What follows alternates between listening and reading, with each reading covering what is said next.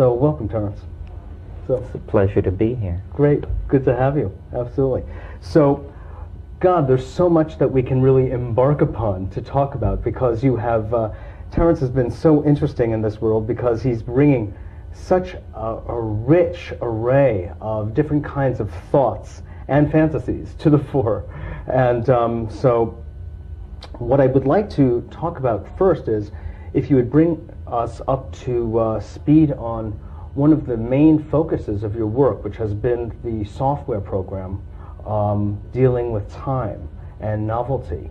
You've spun out this entire idea of a theory of novelty, as you describe it, and maybe you can talk a little bit about that. Well, the software is now available in a DOS version and in a very advanced Mac version.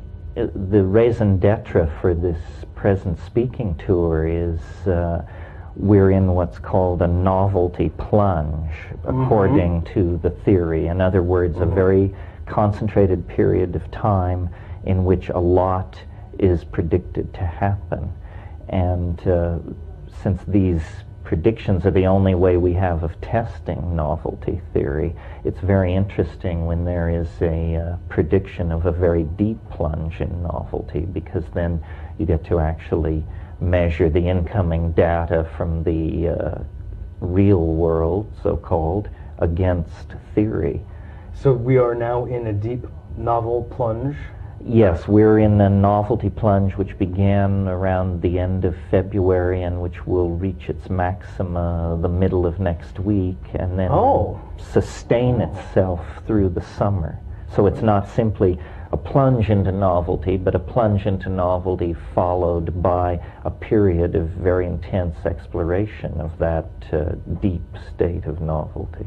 Perhaps it's only fair, Terence, to let the audience know from the outset that one of the main places of focus that you've been involved in the past 20 years or so has been in dealing with shamanically sanctioned plants and bringing the wisdom of the plant world, you could say, to the foreground of our society. Yes, I've been very interested in hallucinogenic experience and shamanism and that sort of thing since the 60s.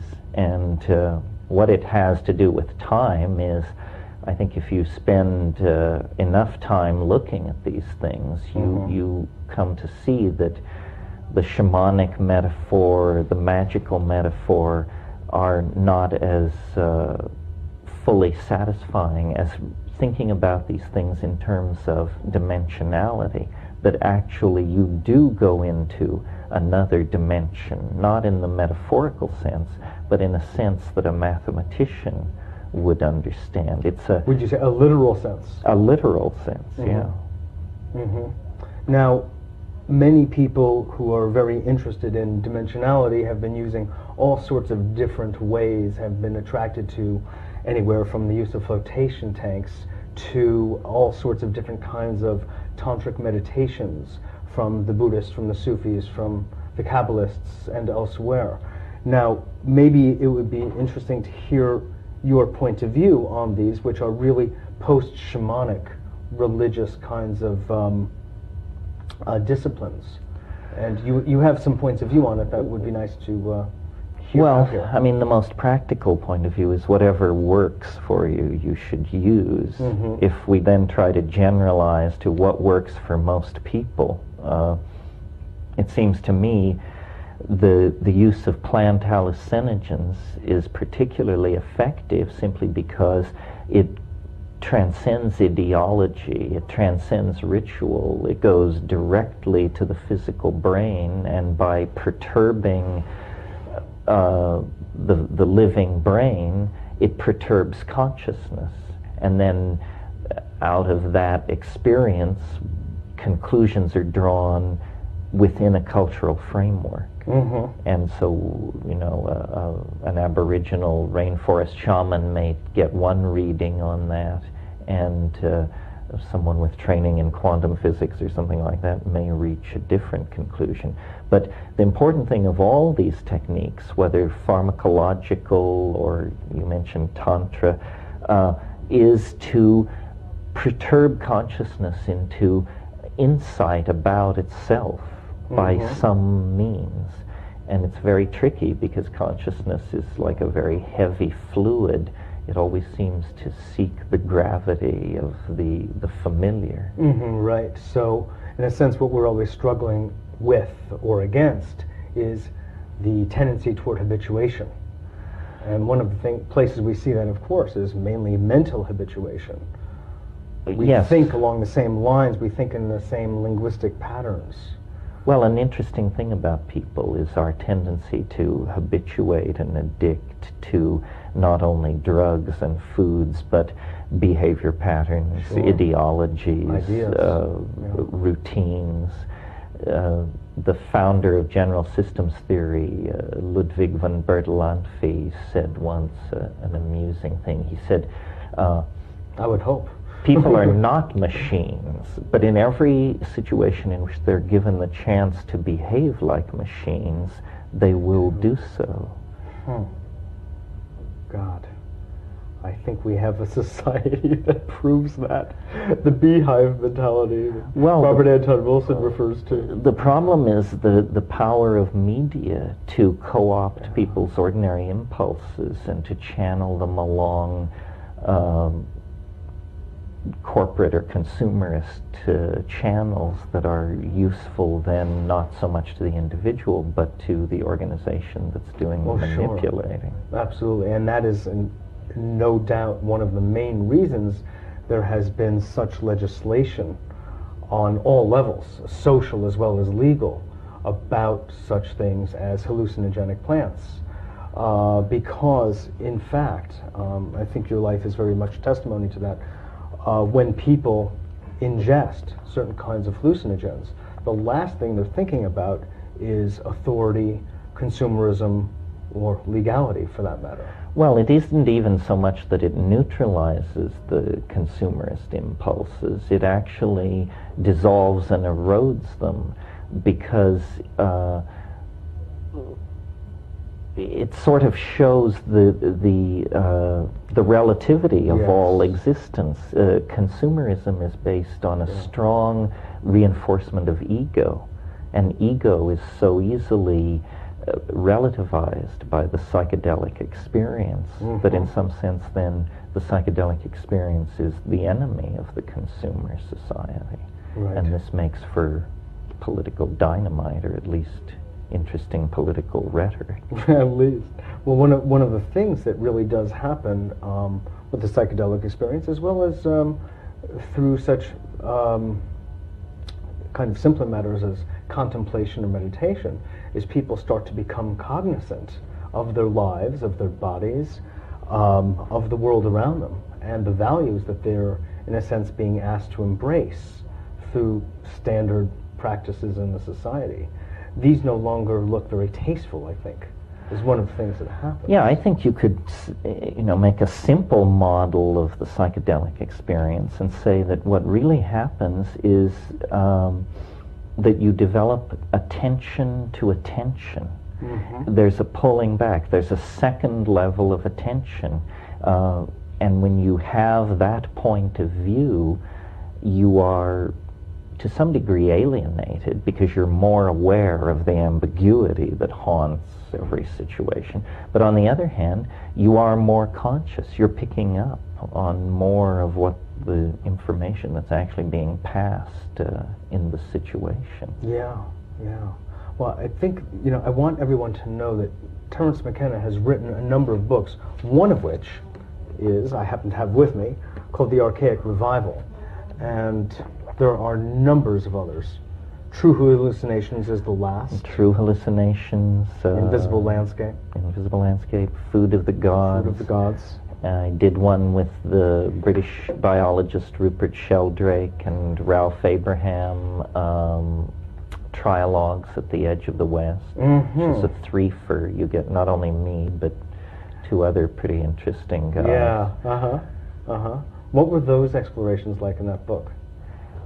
We would have a dialogue, and then the third person would critique the dialogue. And these dialogues were on subjects like quantum physics, chaos theory, psychedelics, the millennium, the soul, just sort of things we thought were in the air that people might be interested in. I wish maybe you would tell that story about how you came across the whole idea of novelty and what brought you eventually to the looking at the I Ching and the 64 hexagrams. I just love that story. It's very revealing. If the story, you mean the entire story of my life. Of my life. Yes, the invisible Start in Colorado. Story. I'm just picking up in Berkeley. Basically, we were poking around in the Amazon jungle looking at hallucinogenic plants in the early 70s and had a series of very intense experiences which... This was you and your brother? Yes, which resolved themselves down to kind of mathematical obsession with the structure of the I Ching. For people watching who don't know what the I Ching is, it's a very old system of Chinese divination, system for predicting the future. And the thing about it that's so astonishing is many very skeptical people have come to the conclusion that it somehow works. And the question that we were asking was, how does it work? Sure. How could such a thing work, rather than just treating it as a mystical revelation? Well, people have been asking that one for ages, including the Chinese. To have a system which allows you to predict the future, you would have to understand what time is. And so by grappling with this problem in the I Ching, I came to have a notion of what time is, or at least a theory I was willing to put out for argument. And that's what the software you mentioned earlier was all about. What it comes down to is the mathematics produces a graph, not that different from a stock market graph. It rises and it falls, but it's not a graph of stock movement. It's a graph of this quality of reality called novelty, which is slippery to define, but I think intuitively pretty easy to grasp. And novelty comes and goes. It haunts time like a ghost. Sometimes there are long stretches where it is absent. Its opposite is habit. So you can think of reality as a kind of push-pull, a struggle between habit and novelty. And the good news, from my point of view, is that novelty is slowly winning. There is the history of the universe, or of the 20th century, or of the past 6 weeks, is a history of steadily accumulating novelty. And it's what makes human society possible, electronic culture possible, a city like New York. These are obviously manifestations of novelty that have taken a very long time to accumulate, to come into being. I mean, Manhattan 500 years ago was a wooded, rocky island. So clearly novelty has come to rest here, and we see what it has wrought. Well, in a sense, the entire planet is in the grip of this developing efflorescence of novelty. But it isn't something which develops smoothly, 1% more per day or something like that. It isn't like like it fits and starts. Exactly, fits and starts, ebb and flow, but tending always toward greater novelty eventually. And I think, we're reaching the place with it now where the speed at which the novelty is ingressing is so great that people can feel it in their own lives. It's not an abstraction. People feel something akin to psychic weather. And it comes in, and novelty is frozen for a few weeks, and then the front breaks up, and novelty, you have more than you can handle, So there must be this intimate relationship, really, between your description of novelty and our perception. Yes, in a sense, I'm asking people to observe something within their own inner dynamic that was always there, but that they really had no vocabulary for. I mean, one vocabulary that somewhat speaks to this is the concept of Tao. I mean, if you know anything about Tao, it's an idea that there is an invisible force that permeates the world and it builds things up, dynasties, love affairs, corporations, and it tears them down according to very mysterious dynamics of its own. Well, that's precisely what we're talking about. The only thing I've tried to do is to replace mysticism with mathematics and say there is this force, but it can be known. It can be charted in the way that we can predict the weather or predict bond prices. So novelty, the theory actually has some very practical uses in that case. Yes, because what it would tell you, if it were widely accepted, is it would tell you where to expect unusual events and where you would be wasting your time to look for unusual events. It doesn't tell you what will happen, because that is indeterminate, I believe, but that there is a kind of landscape over which events flow, sometimes faster, sometimes slower, like water over a terrain. I think that experience makes that seem fairly reasonable. Yeah. You know, you're just reminding me of a weekend I spent with you a couple of years ago at the Open Center when you said something about the nature of science and how we've been, in a sense, scientifically programmed to value science on a belief system level, you would say, to think that it is really the be-all, end-all. But you made a very important point that's always really stuck with me, which is that there's one domain that science does not control for, but acts as though it controls for, and that's time. That time, you said, had a topography, that it had a shape to it, and that an experiment that is conducted on a Monday will not necessarily yield the same results on a Thursday afternoon. Yes, well, you put your finger on a complex epistemological issue. Science, as we know it, uses probability theory as the fundamental mathematical tool. And how that works is you gather data, you put all the data together, you add it together, and then you average it.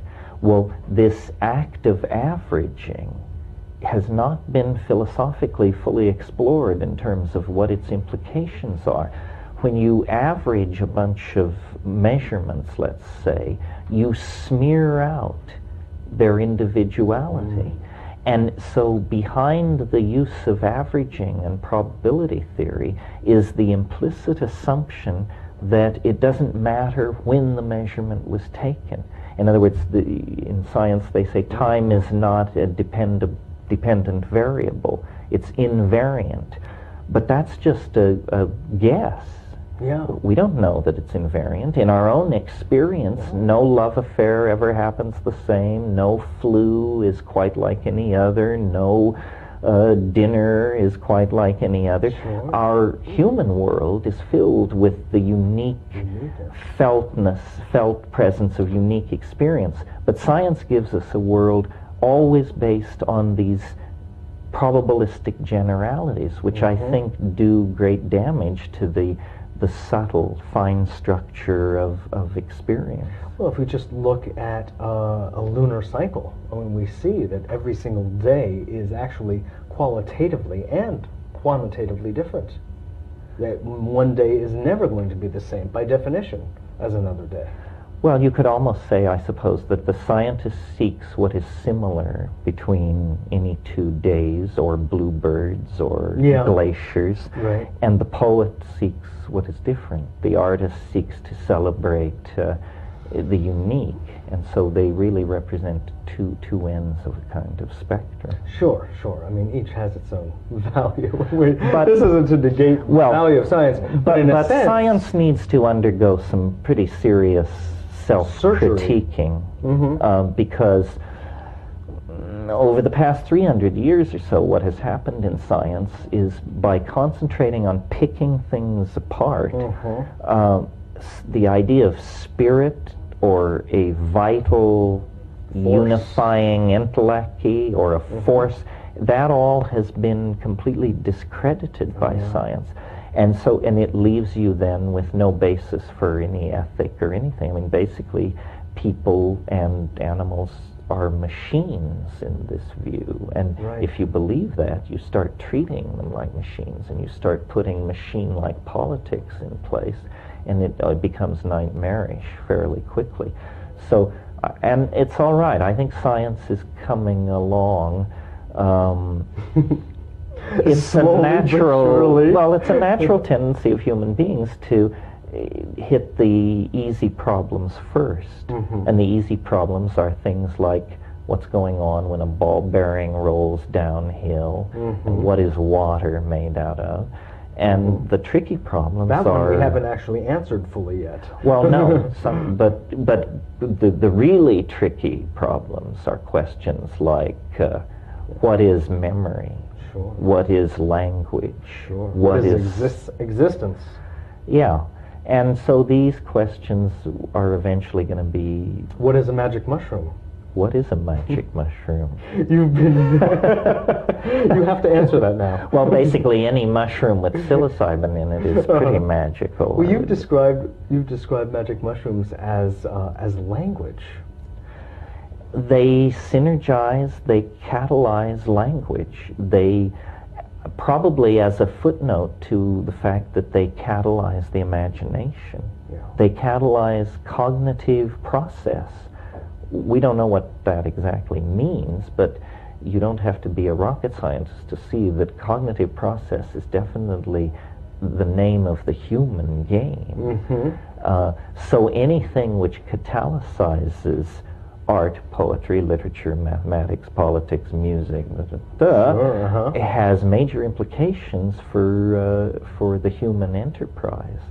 Of course, it's illegal, it's stigmatized, but these are simply local peculiarities of the folk.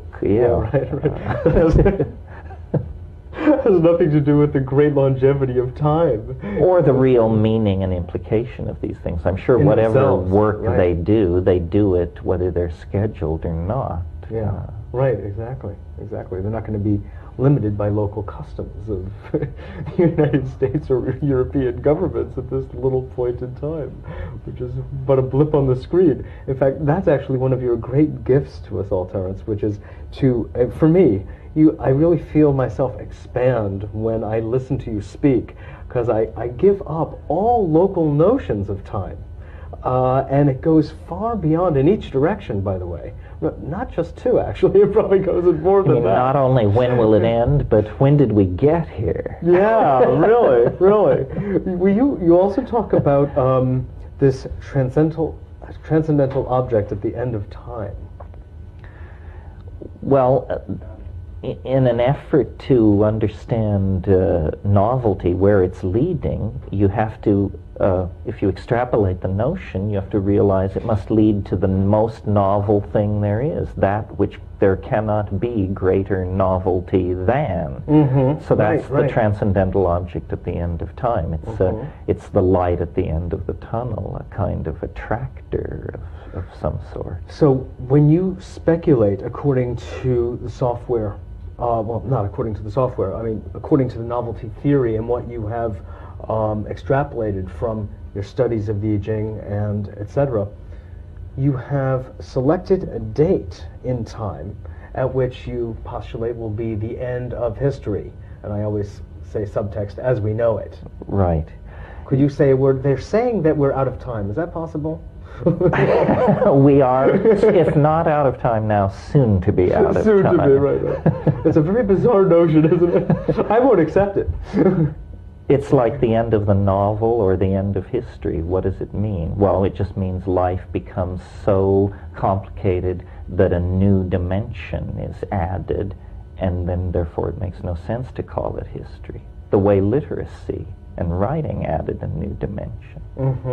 So what is there, do you think, going to be a particular event, or it's going to be some kind of quantum psychological leap, or I think or, it's a or shift? knitting together of all these exotic technologies and human beings that are presently in the world. That cultural boundaries, national boundaries, gender boundaries are all dissolving. And the consequence of that is literally inconceivable to people embedded in history. I mean, those of us who try to keep track of all these things are not able to keep track. And the people embedded in the processes, just trying to earn a job and have a career, are largely clueless as to the nature of the way in which things are crystallizing. Try talking. Like what? Well, like what? All kinds of things are happening. Let's just take the last 3 months. The human genome has been sequenced. Extraterrestrial planets have been discovered around alien suns.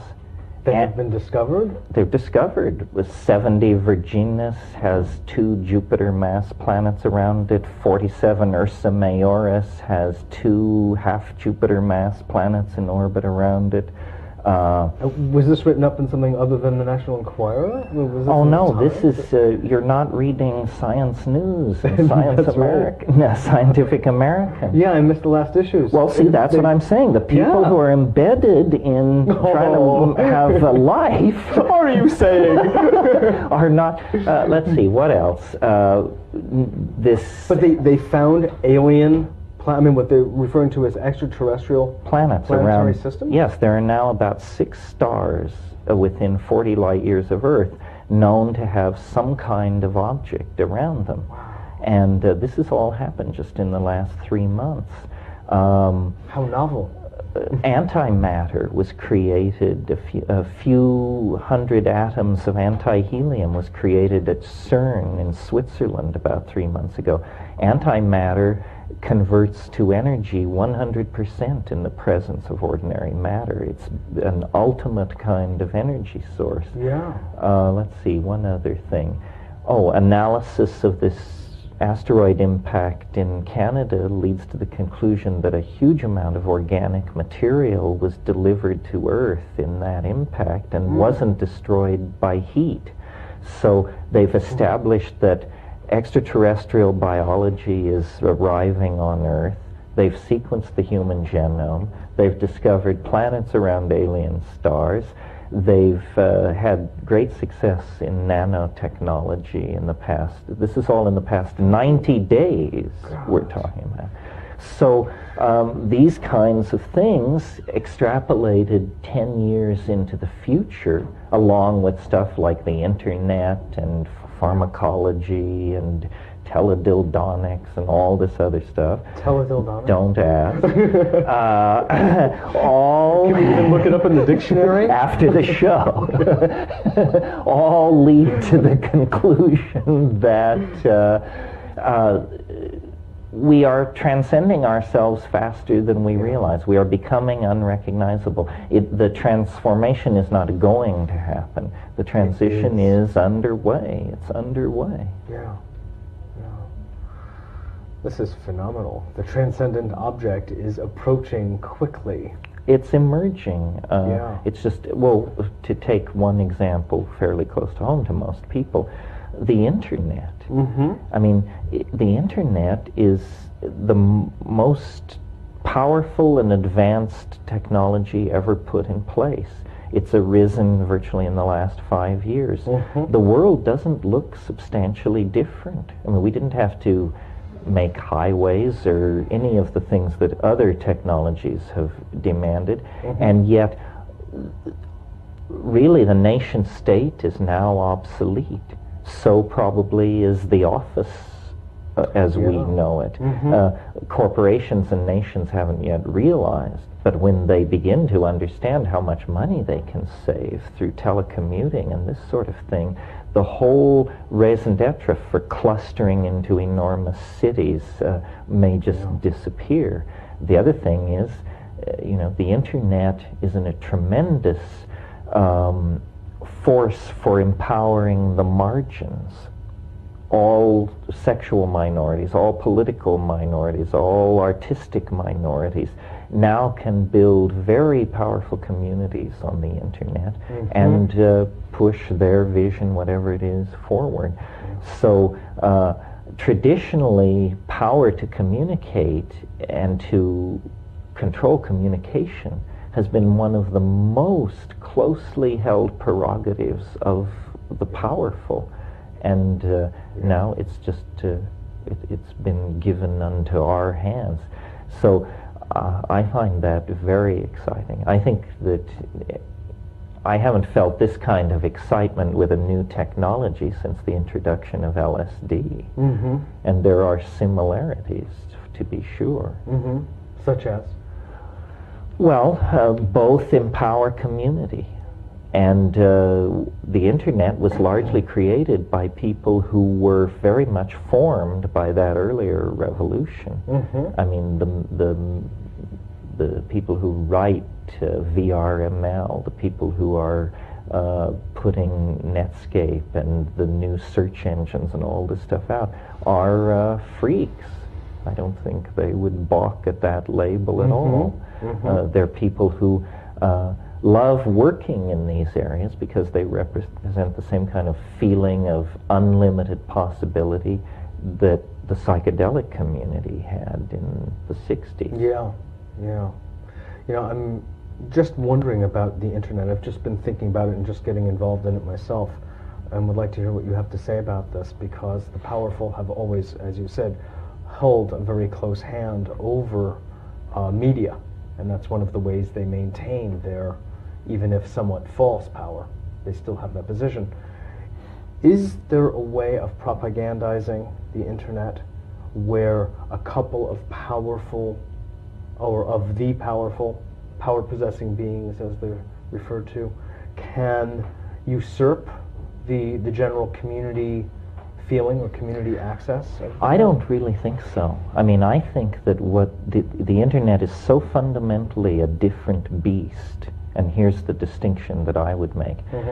For at least 200, maybe 300 years, Western civilization has been largely shaped by what is called mass media. Means, first of all, newspapers, and then all the electronic mass media. The nature of mass media is what's called one-to-many communication, where a letterman or somebody speaks and millions listen and emulate. The internet is what's called any-to-any communication. You and I can have an email exchange, or I can send email to 1,000 people, or I can join a chat group of several hundred.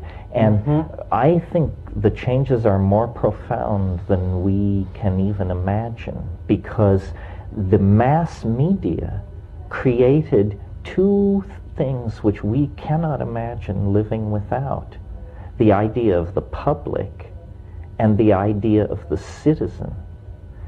And these now we hear a great deal about how society is dissolving into anarchy. What it means is there is no more public consensus, and that is because the electronic media personality isn't interested in following fads dictated from above in quite the same way. So instead what we have is an incredibly heterogeneous and complex society that's all niches. There's no public anymore. There's just niches. The Latino niche, the lesbian niche, the this niche, the that niche. And there is no cohesion anymore. Well, some people think this is a terrible thing. I happen to think it's a very good thing, because I think it makes us much more difficult to coerce and to control. So the ending of the age of mass media is something that the world corporate state has not really braced itself for, because it has so much money invested in these now dinosaur forms of media. So I think of the internet really as a 60 million television channel. a 60 million channel TV. Sure.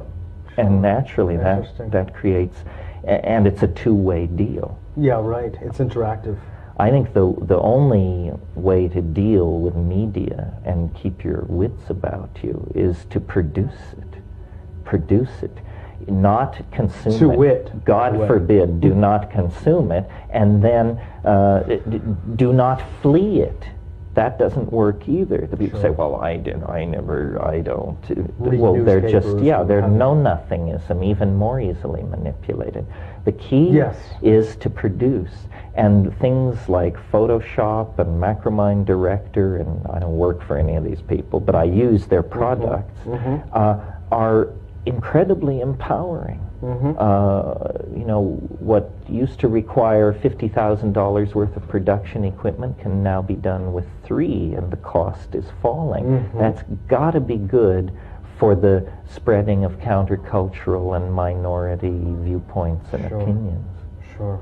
No, that's a very, very good point. In fact, I was thinking about the internet in this respect a little bit very recently, and I was realizing it's, in many ways, it's, another way of putting it is, it's a great equalizer.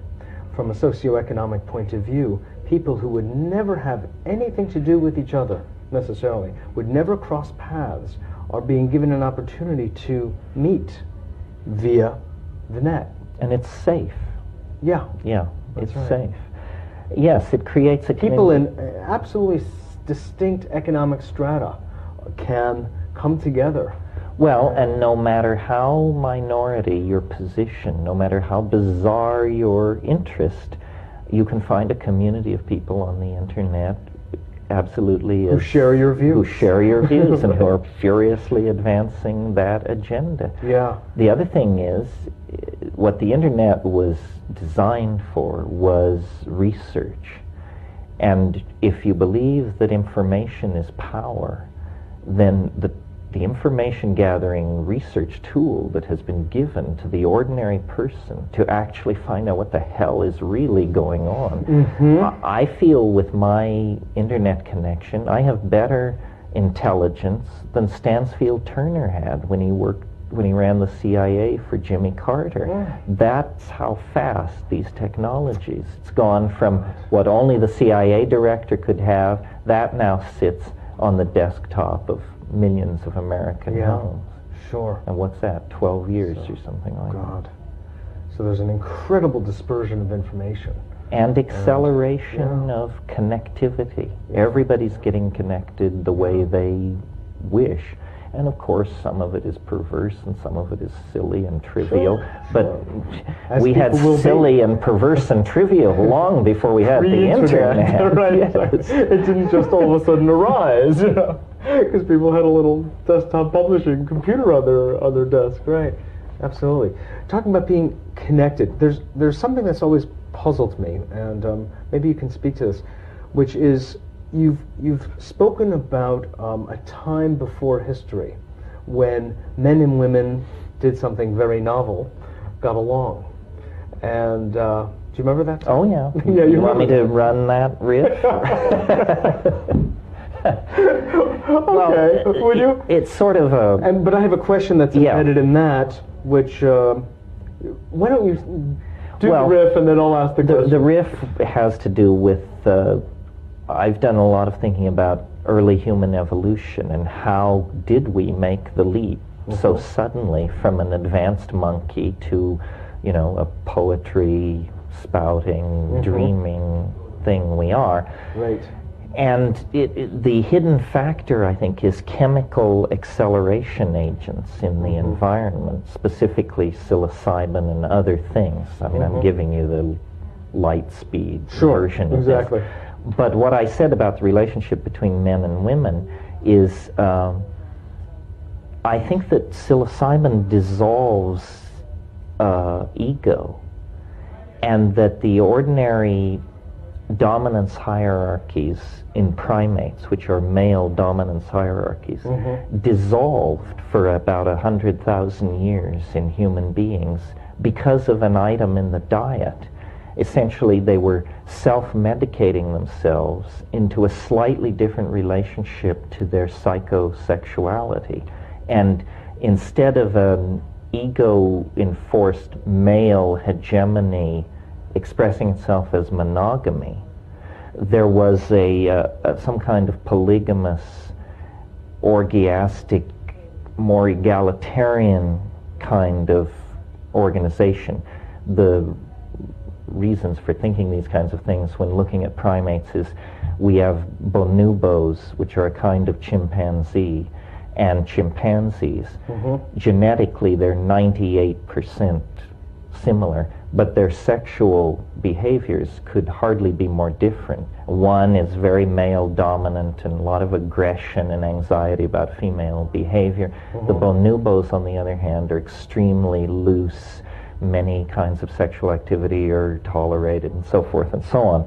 So it looks like in human beings, though how we express ourselves sexually is hugely important to us, it is not very tightly bound to genetics. It's more like a cultural choice. You're free to be monogamous, polygamous, heterosexual, homosexual, bisexual, asexual. This is not usually the case in an animal species.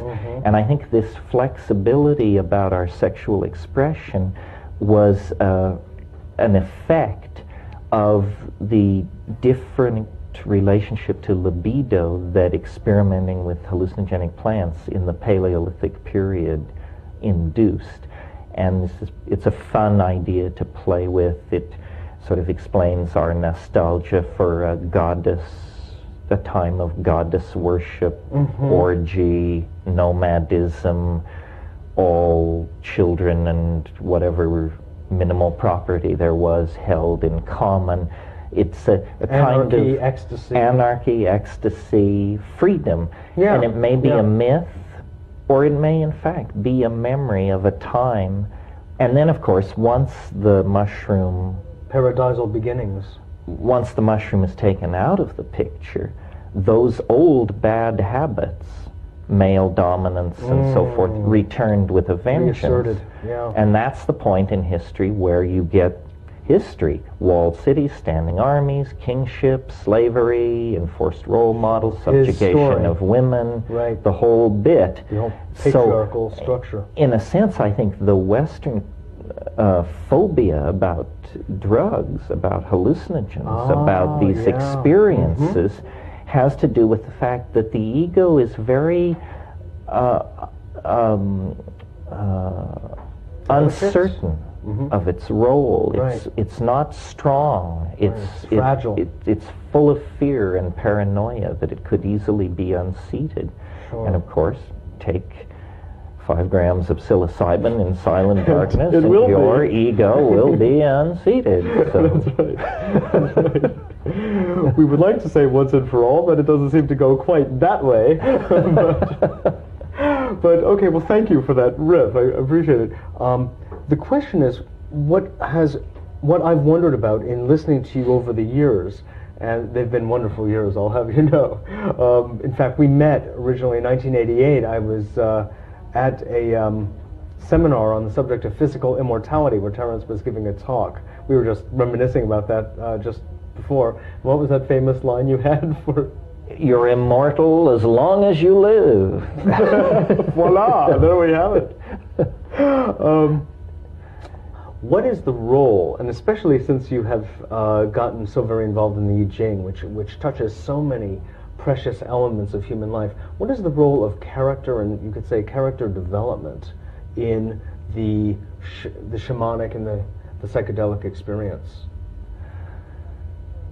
Well, it's an interesting question. I think sort of we touched on this a little bit earlier in our talk, where I talked about developing the observer of attention, that there is a developing of a sense of... It's like a cybernetic position, actually. Well, and a sense of proper relationship. I mean, a shaman is neither inflated nor deflated, neither excessively humble nor excessively pretentious. And humor if someone claims to be some kind of shaman and they do not take themselves lightly, then they're probably some beetle-browed maniac of some sort going for your wallet or worse. You know, a sense of relative proportion and humor, and a sense of not the inevitability, but sort of just the power in things to unfold themselves along their own pathways.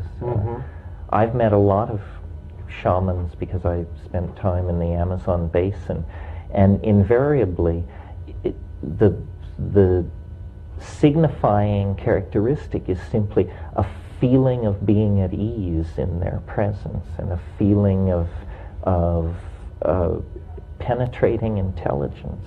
It isn't that different from talking about Tibetan lamas or anyone like that. I mean, penetrating intelligence. Some people differ with me, but I really believe salvation has something to do with intelligence. You know, it may not be the whole story. It's not just a passing acquaintance. Well, I was quoting, I don't know if I can get this right, but I was quoting last night John Stuart Mill to a friend of mine. John Stuart Mill said, not all conservative people are stupid, but most stupid people are conservative. I thought, amazing. That's great. That's great. I hear what you're saying.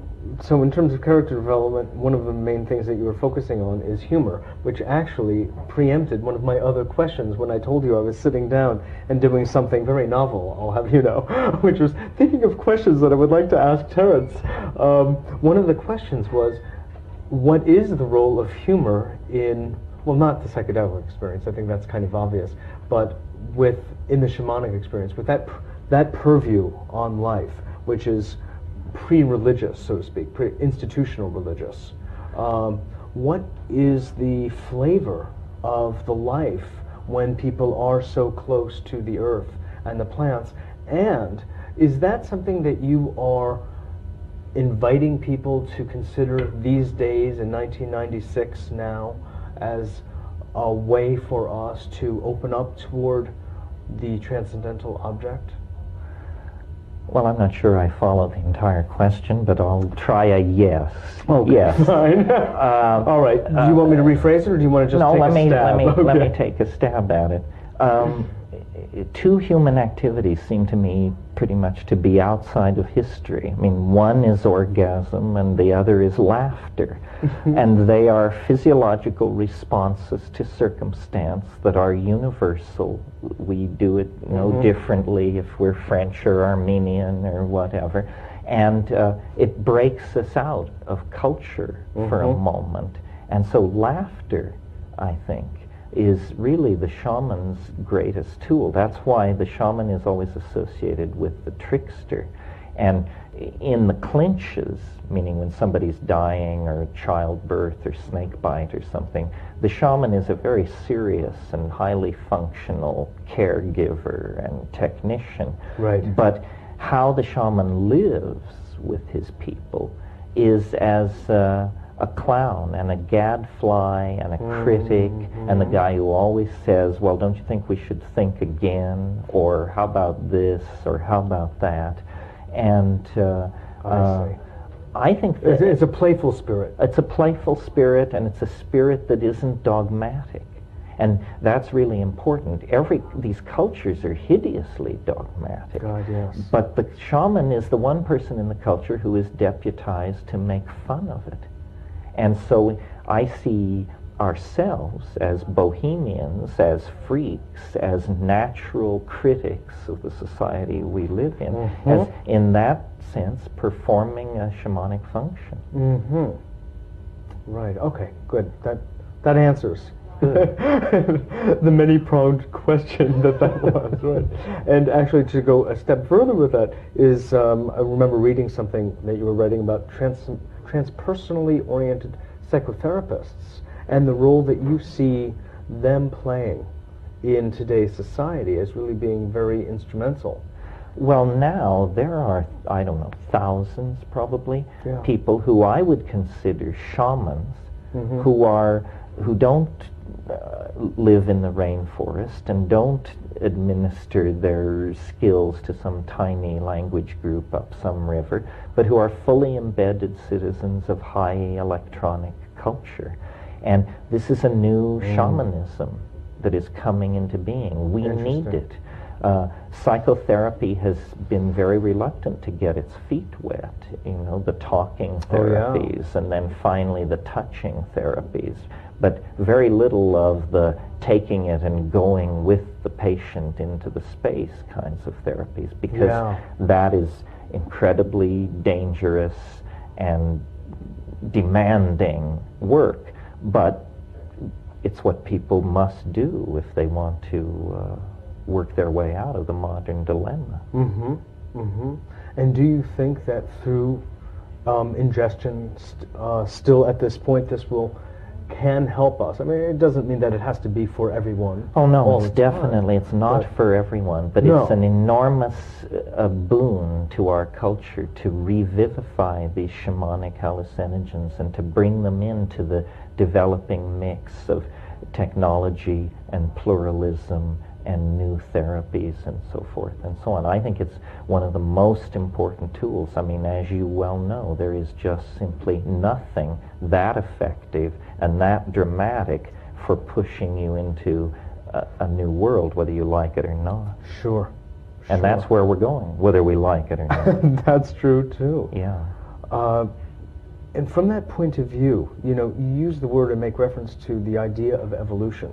And the more I think about it, the more I think that that's a very overused and underdefined term. I'm not even sure anymore what it really is. Well, evolution in biological terms is not in the picture anymore. We are evolving now entirely in the domain of culture. And so culture rapidly. And consciousness. Well, yes, they mirror each other. One is the byproduct of the other. But we're not changing physically. We haven't for 50,000 years. We still have the appendix, etc. Yes, but we are mutating our cultural values and our technologies and our institutions at such a rate that, as I say, we will not recognize ourselves in a very few years. And of course, that's not a biological recognition, it's a psychic recognition. Yes. I mean, imagine someone brought forward to modern New York from 100 years ago. I mean, I'm sure they would assume that, I don't know what they would assume had happened in the intervening 100 years. It looks like Armageddon or something. But it's not. It's just normal unfolding of historical processes and technologies. The mushroom once said to me, "This is what it's like when a species prepares to depart for the stars. Not to worry." Right. Well, they've been speaking to you for a while, haven't they? Really? Long enough. Long enough. We are being signaled that the end of time is really not in 2012, December 23rd or something like that. It's really in about 4 minutes. See, it overtook even my expectations. Much faster than either of us could have realized. In our closing minutes, Terence, are there any particular points that you would like to make? I mean, here we have this wonderful New York audience that is just, loving you and lapping up this show, and I'm just wondering if there's any particular central points that you would like to make, that you would like to communicate to the folks that are listening. I think people should put the art pedal to the floor. I think our salvation is in producing as much beauty and as much communication as fast as possible. That what will make this white knuckle ride to the end of history slightly easier is if we communicate our dreams, our fears, our experience of what it's like to go through this. We've never been here before. This is a unique moment, and probably the future of the human race depends on how we comport ourselves over the next 25 years. So it's a privilege, a challenge, an adventure. Everybody should jump in and feel the surf. Take off your seatbelt and get ready. That's right. Absolutely. Well, that's wonderful. In fact, I just realized on a practical note that you are beginning this Think Along tour in New York. That's right. As we speak. Well, this is the most novel place. Really? This is the place to begin. And from here you're going to Santa Fe? Santa Fe, then Boulder, then Los Angeles, and then home to Hawaii. Wonderful, wonderful. A great place to have a home in, as a matter of fact. We're really glad that you danced into the studio. It was a pleasure to talk with you. Great. Lots Beautiful, of fun. Terence. Good. Take it easy. Absolutely, I will, Terence. Thanks so much. This is Mitchell J. Rabin for A Better World. Thanks again for joining us.